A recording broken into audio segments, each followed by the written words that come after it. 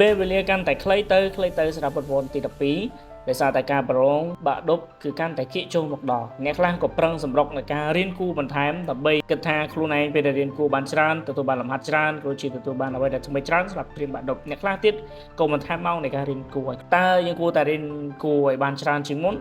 ឬក៏បន្ថែមម៉ោងរៀនឲ្យបានច្រើនជាងមុនអ្វីដែលសំខាន់គឺអ្នកនរគ្នាទៅជឿទៅលើខ្លួនឯងអត់ថាអ្នកនរគ្នាច្បាស់ក៏ប៉ុណ្ណាហើយខ្វះខាតកន្លែងណាការដែលបុករៀនគូច្រើនវាមិនមែនជាជំរើសដែលល្អនោះទេការដែលបន្ថែមម៉ោងរៀនគូក៏រៀនខ្លួនឯងឲ្យបានច្រើនក៏មិនមែនជារឿងដែលល្អប្រសើរប៉ុន្មានដែរព្រោះការខិតខំប្រឹងប្រែងទឹកចិត្តដល់ច្រមុះវាមិនមែនជារឿងដែលល្អប៉ុន្មានទេវាទទួលបានទាំងផលល្អ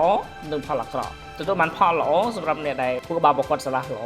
រៀនទៅគឺចាប់បានពេលហ្នឹងគឺទៅប្រឡងគឺទទួលបានលទ្ធផលល្អប៉ុន្តែអ្នកខ្លះទៀតគឺស្មុគស្មាញច្រើនឬក៏គាត់មិនសូវជាមានអារម្មណ៍ផ្ដោតផងពេលដែលបុករៀនចុងក្រោយគឺកាន់តែស្មុគស្មាញនិងអស់អារម្មណ៍ទៅលើការរៀនកាន់តែខ្លាំងនិងមានអារម្មណ៍ថាខ្លួនឯងកាន់តែមានសម្ពាធខ្លាំងជាងមុនអ្វីដែលសំខាន់នៅក្នុងពេលនេះបើជាយោបល់របស់ខ្ញុំផ្ទាល់សម្រាប់បងប្អូនទាំងអស់គ្នារៀនគួរដូចធម្មតាបន្ថែមតិចតួច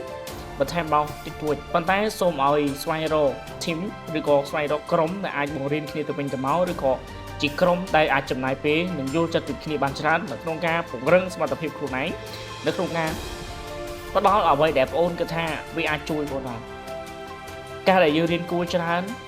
ឬក៏រៀនច្រើនម៉ោងទៅលើការរៀនគួរវាមិនមែនជារឿងដែលល្អព្រោះយើងបានតែអង្គុយមើលគ្រូទេអត់បានអនុវត្តខ្លួនឯងទេអញ្ចឹងគួរតែចំណាយពេលឲ្យខ្លួនឯងខ្លះបើសិនជាអ្នកនរគ្នារៀនគួរដល់ចាំដល់សុខហើយអញ្ចឹងសូមតែមានពេលសៅរ៍អាទិត្យខ្លះទៅដើម្បីជុំគ្នាមិនមែននៅម្នាក់ឯងទេជុំគ្នាជាមួយនឹងមិត្តភ័ក្តិ4 5 3 2រួចដោះស្រាយលំហាត់ឬក៏សួរសំណួរមេរៀនគ្នាទៅវិញទៅមកវាបែបសบายផងក៏វាអាចបង្កើនចំណេះផងនេះគឺជាយោបល់របស់ខ្ញុំសូមយកទៅអនុវត្តព្រោះវាអាចនឹងផលវាហុចផលឲ្យអ្នកគ្នាបានច្រើនមិនមែនខ្ញុំឲ្យអ្នកគ្នាឈប់រៀនគួរនោះទេមិនមែនខ្ញុំឲ្យអ្នកគ្នាឈប់បុកនៃការរៀនគួរនោះទេហើយក៏មិនបានឲ្យអ្នកគ្នាមិនបន្ថែមម៉ោងនៃការរៀនដែរវាសុទ្ធតែជារឿងដែលល្អបុករៀនគួរក៏វាល្អបន្ថែមម៉ោងនៃការរៀនខ្លួនឯងក៏វាល្អដូចគ្នាប៉ុន្តែកុំបន្ថែមហួសហេតុកុំបុករៀនគួរហួសហេតុដោយភ្លេចមើលខ្លួនឯងភ្លេចរៀនខ្លួនឯងអាឡ័យតែទៅរៀនពីគេភ្លេចរៀនខ្លួនឯង